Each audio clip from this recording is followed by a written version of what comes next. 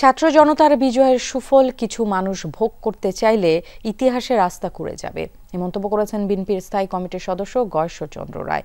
ওয়ালটন আবারও মিলিয়নিয়ার অফারে ওয়ালটন ফ্রিজ কিনে আপনিও হয়ে যেতে পারেন মিলিয়নিয়ার।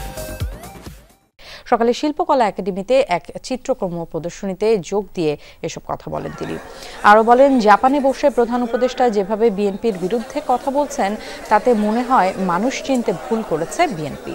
বলেন, গণতন্ত্র ও সুষ্ঠু নির্বাচনের লক্ষ্যেই অভ্যুত্থান করেছিল ছাত্র জনতা, সেই লক্ষ্যেই এসেছিল বিজয়।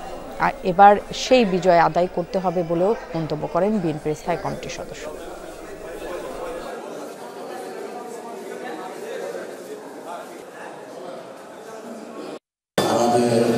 এই বিজয় ছাত্র জনতার বিজয়।